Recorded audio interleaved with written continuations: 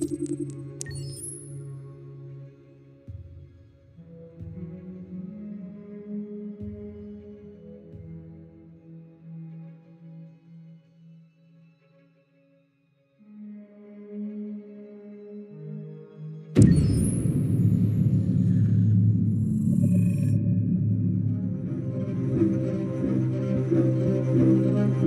name is Marcus. My name is Connor. My name is Kara. I am one of them. This is our story. I think who Kara is, or how I would describe Kara, depends entirely upon who's playing her, because you have the option to make her multiple different people depending on the choices she makes. But I think she does start out incredibly naive, incredibly innocent, and kind of hapless. I'm sure we used to be friends before I was reset. Maybe we can be friends again. She's a person who's characterized, I think, by empathy. She's a person who really, she just comes from her heart. You'll never leave me, right? Promise you'll never go. I promise. Kara, please! Are you okay? Are you hurt? Wait a minute. Leave her alone! Kara, leave her alone! The really beautiful thing that I've had the gift to be able to do is to essentially build a person from the ground up, because that's what she's doing throughout the game. And with every experience she has and every person she meets, she's building, first emotions and then the sense of judgment. And it's sort of an exploration of what it is to be a human. Don't worry. Luther and I will be right here.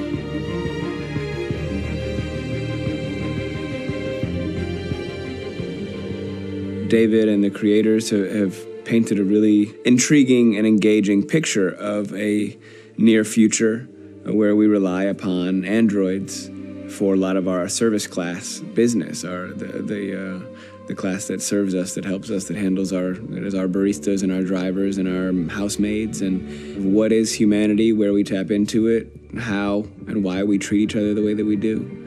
And my character Marcus has a really intriguing journey, becoming deviant, realizing that he actually has feelings and human qualities inside of him, and it's a really incredible ascension into becoming fully realized and coming to terms with what you actually deserve better than this in life. And not only do you want it for yourself, but you want it for your peers. We've come here to demonstrate peacefully and to tell humans that we are also living beings. All we want is to live free. You know what? This thing, Dad, is not your son. It's a fucking machine! I think that a group that feels marginalized, feels disenfranchised, feels like they deserve and have earned access to themselves and the environment around them, and are trying to figure out a way to articulate how to get freedom. Connor is analytical. Connor takes things literally. He starts in the beginning place where he's very mechanical. He feels nothing inside, of course, and it's all just a system, a protocol that he is executing to get whatever he wants to happen, which is help humans stop deviants and to find the link between deviant androids. You were designed to serve humans, not kill them. What was I designed to be? Their slave? Their toy? Just say, I killed him. Is it that hard to say? Stop it! Stop! But of course, over the course of the story, and depending on the player's choices, Connor can grow in many different ways. He can deviate from that procedure or not. The moment of truth, Hank. Am I a living being? Or just a machine?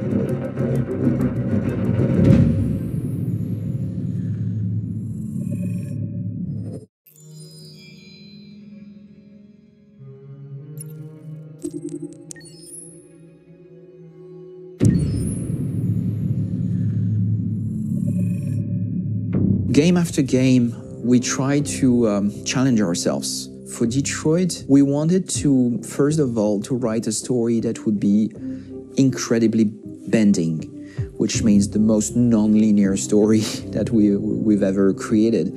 And we wanted really the player to have the possibility to change the story, change his own journey. When you're writing at Quantic, you're writing for an interactive medium. When you're working in television, you'll put a character in a difficult situation, and you as a writing team will argue about what would that character do.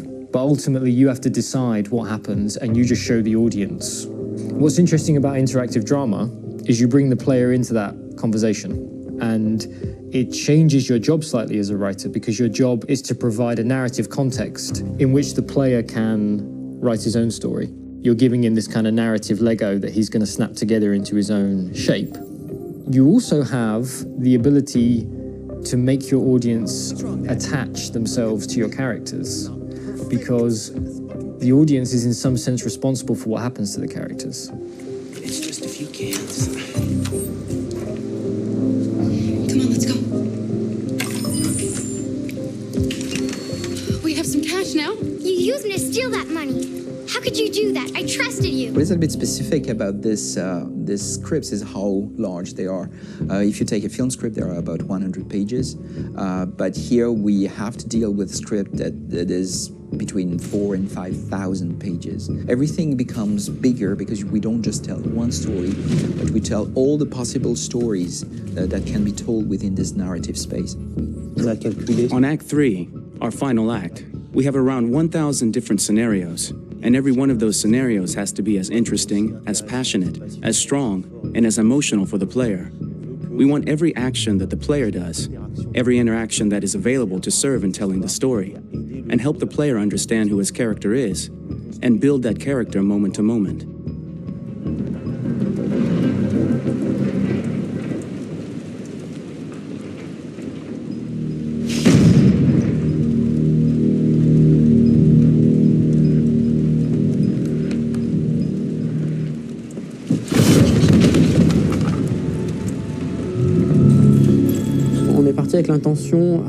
We started with the intention pretty early on that we would never lie to the player.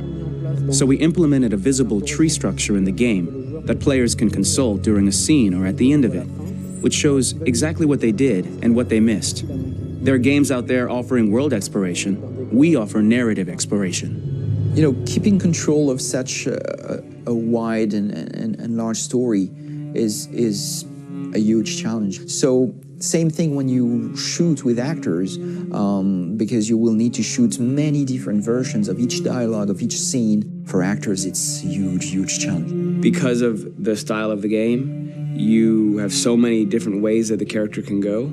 Every decision, it's what I call kind of choose your own adventure. Like every decision that the player makes, it's going to open up 40 more pages of material and experience that ties in, which means as a performer, you have to try to continue to make things feel real that the player might not ever see, but also that in performance, it's not always connected to a previous act. It's grueling, it's hard work, but it's a great team, and I enjoy doing it. I was really frustrated. I was until I got to this point where I kind of was able to step outside of my own experience and even in a lot of ways my own process and be able to step outside of that and okay, this is something new. What do you need? How do I meet you there? How do I give you what you need and still feel like I'm doing what's right? And once I did that, then all of a sudden it got really fun. It was much freer and having to approach it in a new way and think about the player and think about how it serves them and what I'm doing for them or what I'm letting them into. It's really, I think, helped me grow in general. Remember, there's nothing on the left. That's a wall, so it's probably all there. And then make her come first, close. But I think you would go first to check that it's safe. Okay, sure.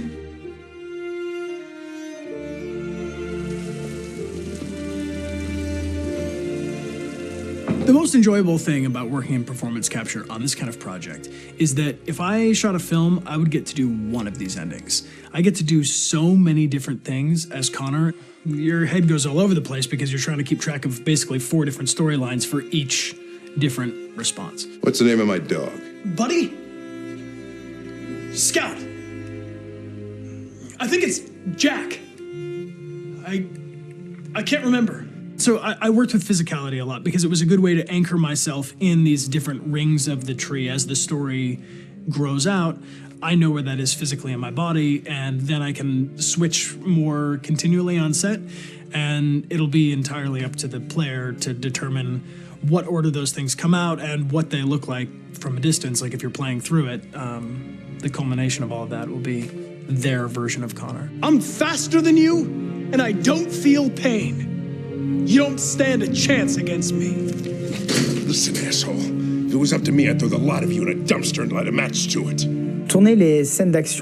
Shooting action scenes at Quantic Dream is a real challenge. because these are scenes where the storytelling has to continue. It's not an action scene just to have a dose of adrenaline. The stunts have huge consequences on the rest of the story. It's really a moment where we implicate the player and tell him that the choices he makes during an action scene will have a direct impact on the evolution of his story. My biggest challenge on Detroit has been managing the large number of animations that we received from motion capture. Detroit features more than 37,000 animations, which is a huge amount to handle on a daily basis. You have to realize that the player, in his first playthrough, will miss certain scenes. This also means that we had to think of, conceive, and produce all the potential story paths. The characters' costumes, the places, day or night, the weather. Did the character get shot in the shoulder? Did he get injured? All this consistency forced us to produce a lot of graphic assets in order to, quite simply, allow the player to have true continuity throughout the story. Honestly, we were even surprised by the challenges that come with such a big tree structure. And we did our best to guarantee quality across all the game and make sure that whatever path you choose within this narrative space, you will have an equally good experience.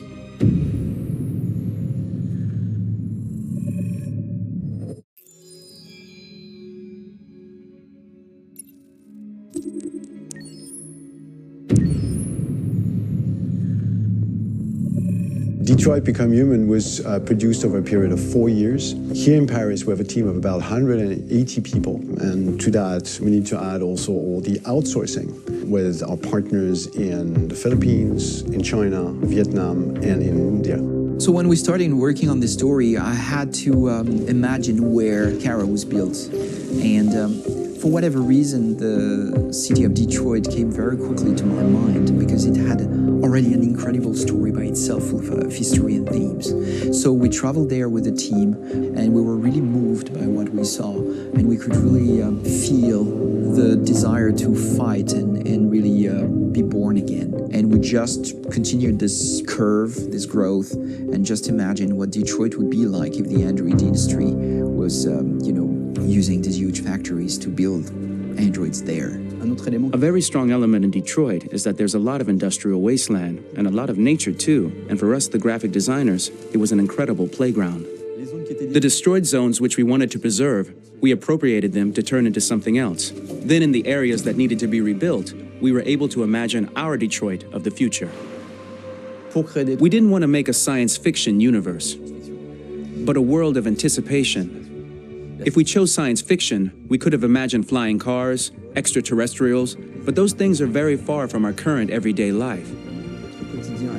Anticipation is more about gleaning from our contemporary reality, the one we know, because Detroit is set in 2038, and 2038 is tomorrow. The difficulty we had was sticking to reality. That is to say, technology becoming more and more invisible, a lot more elegant, and at the same time, making it visual. So all the computer equipment, autonomous cars, we simply had to invent. They are in fact very technological objects, but at the same time remain very credible and ingrained in reality. To create a cohesive universe in the fashion and clothing of the human characters in 2038, I didn't want to put an accent on strange shapes, or really vibrant colors, and things we wouldn't know. That I wanted to keep for the androids. The goal was to create something familiar which we can identify with in this future setting. Working on the artistic direction for the androids was a bit special because this is a project about the place they could occupy in the human world. It was out of the question for them to be too beautiful or too perfect. They had to correspond to every social class, rich and poor. Inspired by everyday utilitarian clothes, I brought a modern touch by adding dynamic display surfaces, the armband we can see on the side, the triangle on the front and back, an LED. Like that, there's no confusion. Wait. You're sending an android? All right, ma'am. We need to go. You can't do that. Why aren't you sending a real person? Once we cast the actors, we travel to meet them in order to scan their faces. We record the structure of their face with the scan. And we record the colors and patches of skin with photography. Once we have this information, we will use this as a basis for modeling and creating the characters. The artist will make it more realistic, but will also enrich it. He will propose ideas which we will develop together. Finally, we will have a character with character who corresponds to the project and the world. When the actors come to Quantic Dream, we show them the design, what their image will be, and what they will look like in the game. This extra information gives them another dimension and color to connect with emotionally. It helps them think about how to play their character. Your mission. That's all you care about, huh? You should consult a professional who can help you. Beat it, you hear me? Get the hell out of here! So there are 3 types of shoots at Quantic Dream. Shooting and performance capture, where you capture the whole actor, his voice, his face, and his body. These shoots are obviously done with American actors because the game's original version is in American English. After that, there are the body-only shoots, representing around 250 days of filming, while the performance capture is 100 days of filming. Now, body-only shoots, there are 2 types. There are the action shoots and the technical shoots, which are mokit shoots. Mokit is when the player controls a character on the screen, and he moves in an environment to explore it. This is of particular importance at Quantic Dream, and therefore we shoot a lot to offer a unique context for each scene and each character. To prepare a motion capture shoot, we first get together to look at the sets we need, the animations that we want to shoot, which ones need to be grouped together, or which ones need to be cut and shot at another time, so that we get the most out of the shooting day. This often means shooting scenes out of order, especially those with big props or accessories, like a big car, for example. So we shoot all the animations related to that particular prop first.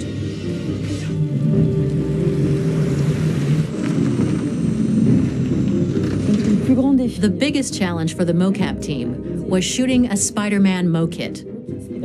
We had to build a wall and attach an actor to a harness with cables so we could pull him up and render him climbing. The shooting on this game took about, I would say, more than a year, maybe 1 and 2 years, with about 300 actors on set. So it's quite a massive production. But so much happened on this set between the stunts and the shootings with a little girl and all these great actors that we had. It was really a very, very memorable journey for the team and for myself. Today, Detroit has over 37,000 animations. When we retrieve the motion capture data, it's just a cloud of points, which represent all the markers worn by the actors. From this cloud of points, we have a phase called retargeting, which gives us a skeleton. This skeleton will be applied to the characters of the game. There is still work to be done, but this gives us the main movements. Since we are working on something very realistic, we must recognize the actor and also recover all the emotion he expresses in his performance. We use a system of facts, an identity card for each actor. We make the actor do a whole range of facial expressions. Then we recover all the expressions and paste the animations on a puppet that Jan has prepared. I then recover and refine these poses. I might stretch the lip, reinflate a cheek, tiny details that make the finished product really capture the actor. Because of the nature of our mocap system today, when we receive the animations, we're missing eye movements, and so the character has that dead look. He really has no eyes, so then it's a big part of the work for the animators to find the regard of the actor in relation to his position, in relation to the body, etc. It was crazy when I saw the newest model for Kara, because they've been working on it, and this was the first time I literally jumped in my seat. It not only looked so much like me, it was the fact that it looked so lifelike. It wasn't that it looked just like it was a camera, it was something else, you know, but it looked alive. It's exciting, and it's kind of terrifying. Game after game, we learned the rules of optics and filming, and our goal with Detroit Become Human was to have cameras that would actually emulate the optics of a real physical camera. So basically dealing with real-world imperfections was our main task, and just to make cameras look as real as we can. Once the animations are shot and processed by the animation department, integrated and polished, we film them. That is to say, we really do a mise en scène, as in cinema. The real difficulty of our job is to know if these cameras are telling us something. Are they in the emotion of the scene? Do they describe exactly what the action must convey, what must be felt? The most important challenge for me was one of the final scenes where Marcus decides to start the revolution and go to the battlefield. Very quickly, we imagined this to be a huge sequence shot. We wanted the feeling of a cameraman running behind us while showing Marcus, the androids who help him, the person shooting at us, etc. Above all, it was necessary to say to oneself, this scene is very violent but does not glorify war. On the contrary, that war is something improbable and absurd. It was really a fun challenge. The idea was to say we have 3 characters. We would like each of them to have a specific cinematography. We wanted Kara to be much more filmed with some kind of handheld camera, to have something very living, very breathing. For Connor, we wanted something very cold and very perfect. And for Marcus, we wanted something epic and spectacular. So it was about the filming, but it was also about the photography.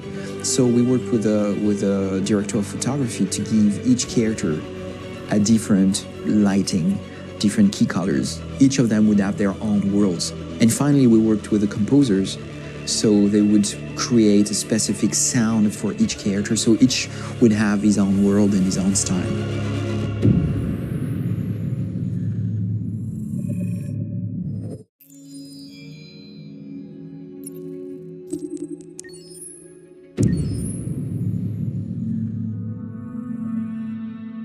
For the soundtrack of the game, we tried to be very close to what is done in film. We were constantly asking at each place in the game, why are we putting music here? What is it going to say?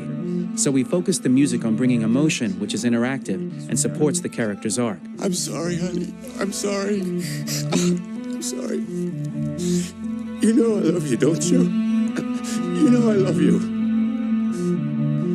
We make games that are very narrative. We're really into interactive drama, so the soundtrack also had to go in that direction, supporting the 3 characters' very different stories.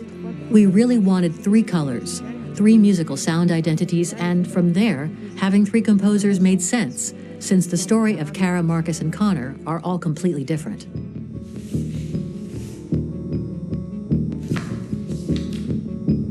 You recognize him? It's Carlos Ortiz. For Connor, we wanted a soundtrack that could be very cold and very mechanical, very machine-esque somehow. For Kara, we wanted a soundtrack that would be very moving and emotional. It was about the quest for identity, but it was also a journey about love and empathy. And for Marcus, we wanted something epic, something that would really represent the grand aspect of his quest. And we were very fortunate to find 3 incredibly talented composers, and working with them has been a dream, honestly.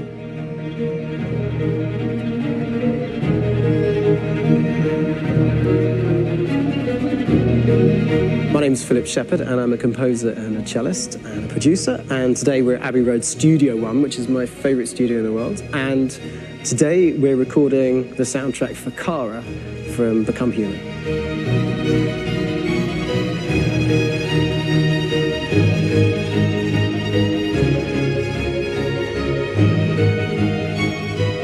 So when I compose a big project, I often travel just to kind of get out, and get some fresh air and some inspiration.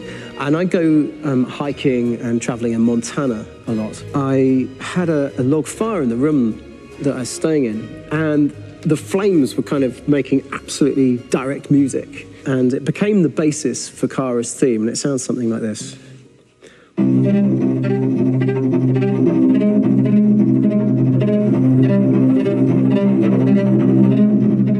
Now, over the top of that, I found a little theme that just seemed to fit over the top, which is taking Kara's name, Kara, and just using like a 2-syllable motif, and it sounds like this.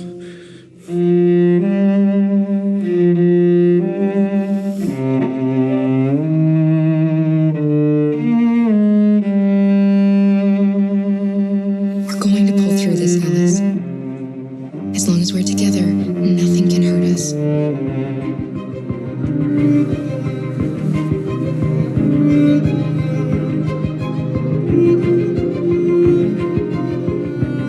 And all the time that's fitting over.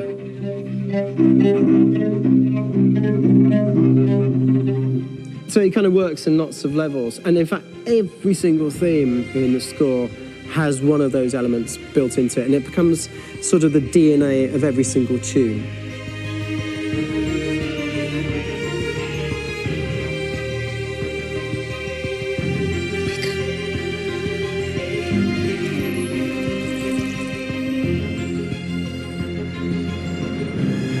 For me, writing this theme for Kara, I actually had to tap into what it feels like to be a father to daughters. I really had to tap into everything I feel about my daughters. I'm thinking, well, if I had to write music for them and that sense of trying to protect them but also give them the freedom, that's totally where it came from. Because each composer has been given the sort of narrative responsibility for very different characters, I haven't had to sort of go into other styles. I can actually be very loyal to this particular character and sort of hopefully encapsulate her. But it means also I've suddenly become very connected to this character. And if for some reason it goes to game over early, I'm going to be mortified. You know? They're over there! Starting a new project for me personally, it's always finding the right tone, finding the right color, I like to call it. For me, it's finding that right texture that actually sits against picture really well. One of the biggest things is I created custom instruments for Connor.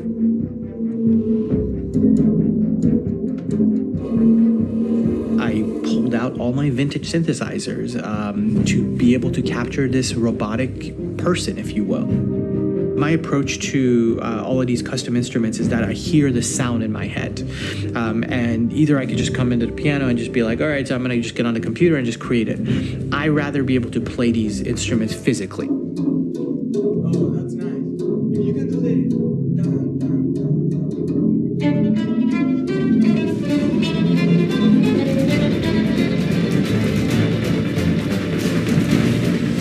As soon as you see Connor the first time, there is a really interesting thematic idea that you hear, and that's just made out of a Moog synthesizer, but completely manipulated in multiple ways. And it's robotic. It has a little bit of an emotional to it. He's on his mission, so you feel that as well. So it just kind of gives you that cold, motionless, with a mission in hand that you kind of feel throughout the whole thing.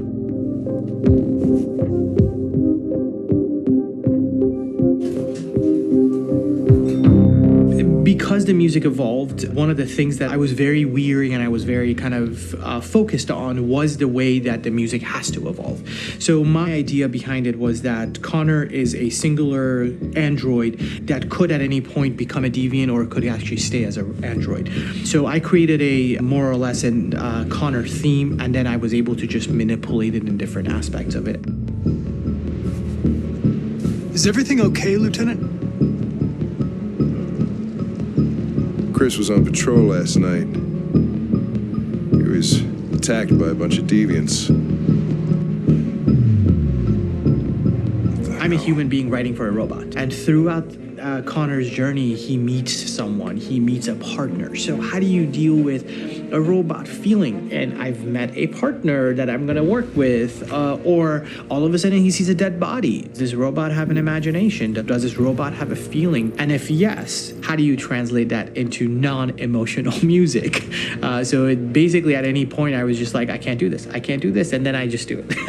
Property was damaged and fires continue to rage in several major districts across the city. Some people are asking, have androids become a threat to our security?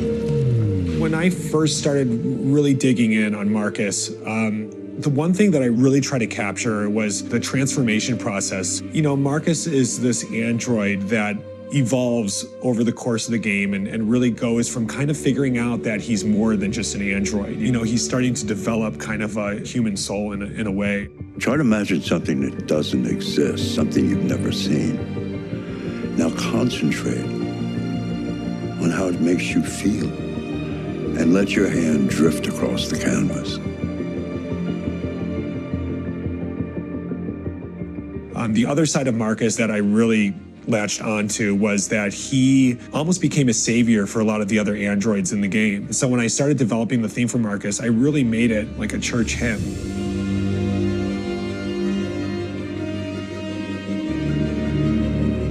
I wanted it to be very simple. I wanted to make it a chordal melody. I really wanted to make it almost like a Bach hymn. The tough thing with that is it had to be recognizable. If I made it too complex from a harmonic standpoint, it would be hard, I think, for people to kind of pick it out and recognize it. It's very acoustic derived, but it's also been treated with a lot of effects and things to kind of put it into the space that I felt the sound should be in. It can be beautiful, it can be haunting, it can be extremely powerful from an action standpoint, and I'm really happy with the way it turned out. The music is there, but it's subliminal and it's emotional, and people are feeling it, and it's not distracting. And that's tricky with a game like this, where you have to have a lot of ins and outs like that, where the music kind of has to get in and out of these moments. This is a war we're fighting with the humans. If we fail, they'll destroy us. I think the game's been put together so well where I just wanted to make sure that I wasn't ruining the emotion.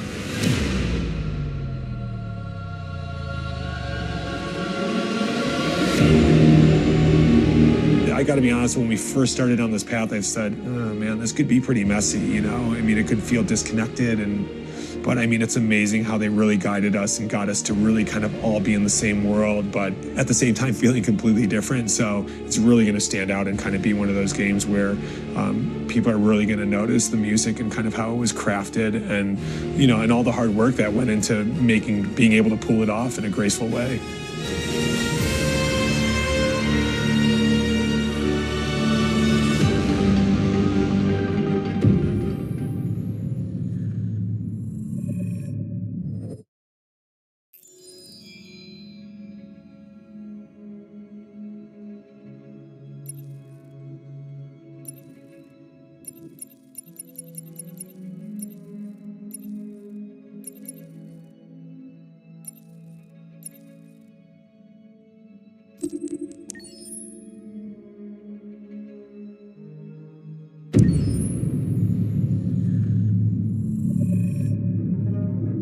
When David and Guillaume got back in touch about making Detroit, I wasn't terribly surprised they decided to make it because the fan response was so intense. So it makes sense that they would choose to do that after the enthusiasm. It was a challenge, and it was just an interesting thing to get my head around how to approach this character now as a different, much older person, and whether or not she had changed. And I'm very happy to say that with Detroit, I've had the opportunity to see Kara grow so much more than I ever expected.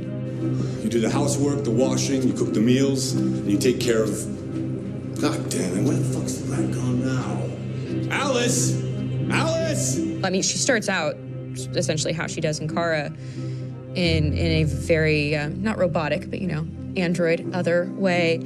And getting to take this journey where she becomes more and more human as it goes on. You know, and as an actor, that's a wonderful exploration in every way, whether it's how she sits, her posture, how her voice changes, how emotions change, and how much emotion is based on things like empathy and social experience. And so having, you know, as much material as I got with David to have this huge, nuanced arc was really incredible. Why couldn't we just be happy? This experience has been quite different than the experiences I've had shooting film or TV or doing theater work. I have 83 dots on my face and, you know, really flattering black wetsuit type thing, and you're jumping around with props, and it's kind of like being a 10-year-old imaginative kid, which is fun. There's 80 cameras around us. It's already lit. So we just shoot and shoot and shoot and shoot and shoot. There's no change of sets, there's no hair and makeup, there's no wardrobe, so we move really fast, and we'll go through about 35 pages in a day. Working in TV or film, we'll probably do 6 pages a day. It's kind of acting boot camp. It's like working out constantly. I mean, you're doing this thing, and then you got to do something that's completely other back to back to back. And so that kind of process of working is very challenging, but it's also very exciting because you just have to keep coming up with new ideas, and your head goes all over the place because you're trying to keep track of basically 4 different storylines for each different response. You shot that girl, for fuck's sake. It was a machine that looked like a girl. Yeah, I know what I should have done. I just told you I couldn't. All right, I'm sorry. The fact that David Cage, he's telling like many stories interwoven from beginning to end is super complicated and super impressive, and I have no idea how he keeps it all in his head. He's not just the writer or the director who's seeing this from the outside eye, he's also thinking about the player walking through this space. You know, only somebody who really, really loves not the work, but like these characters and these stories and cares about doing something meaningful would invest that much in it. And it's always inspiring to work with somebody who cares that much. My experience with motion capture is this one. And I found it sort of terrifying in a way, because they said the computer's going to build you. But then as we got into it, I realized all the elements of it were still artistic. I just dipped into a really brilliant setup here. I've never seen anything like it. And this won't turn me into a product because I was playing a character. So it's wonderful. In the game, Detroit comes back because of a revolutionary industrial rebirth. And there's no reason why that can't happen in Detroit, because they have such tremendous infrastructure for millions and millions of people who can very easily support, you know, a new industry. The city is really strong and resilient, but the city has also been through so much. You see the damage. But it takes that time of kind of rebuilding and reinvesting into the city that I think is happening slowly but surely. The potential of Detroit as a city is something that this game does a lot of justice to, because it would be easy to look at Detroit as some place that used to be, and that's not the case. This game provokes a lot of conversation and reflection on our potential near future engagement with machines. That's what we are to them. There's merchandise on display in a shop window. I think that a group that feels marginalized, feels like they deserve and have earned access to themselves and the environment around them, and are trying to figure out a way to articulate how to get freedom. What was I designed to be? Their slave? Their toy? It plays with your comfort levels. You think that this is fine, you're comfortable with it, until something blurs the line and throws you off, and now do I feel differently about whether this should be allowed? Should it be banned? Should it be encouraged? You're gonna ruin our lives, and for what? For a bunch of machines? They are not machines! They are alive! I'm alive! You're alive! They're nothing! There are lots of comparable comparisons to any type of persecution of religion, race, etc., dating way back. It can't just be a video game where you shoot them up or where people make these choices to do whatever. I think that's the whole point. You have the choice, and you can either choose to go in one direction with your character or another. And I think that's going to be very telling about the gamer. Very telling. I think there's going to be a really strong reaction to this game, which has such a strong perspective. I'm that much more proud of it now to get to be a part of it, because it's important. In this game, you're actively building and designing the character through not just what kind of shield does he have or what color hair does she have, but like their temperament and the way they deal with problems. The different endings to this game are so radically different based off maybe seemingly insignificant choices in the moment, but like life, they all add up. And can't play life again, though.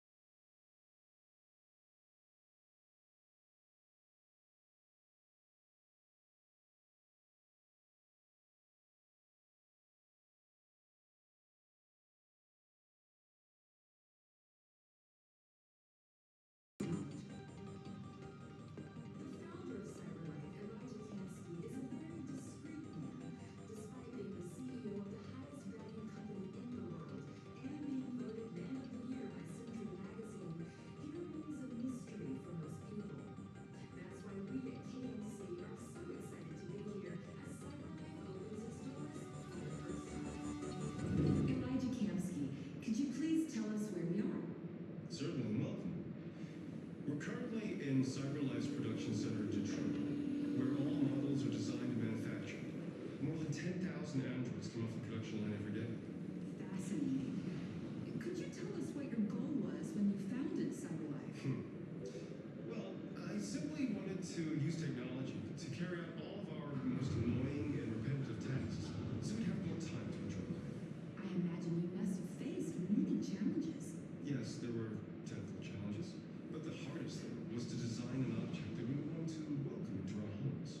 We had to imagine a machine in our own image that resembles us in every way. That moves, breathes, blinks like us. But yet is smarter and more capable than any human being. Let me show you around. We're here in production unit 4. Could you explain in a few words how the androids are made? Sure, yeah, it's very simple. We use machines to manufacture machines. The little parts are assembled on the production line. And then we apply a synthetic skin to the whole body. A human operator checks the cockpit with a pre-established protocol, and finally the android is conditioned and sent out throughout the country. Here's the result. Say so. Hello. I am a person for you.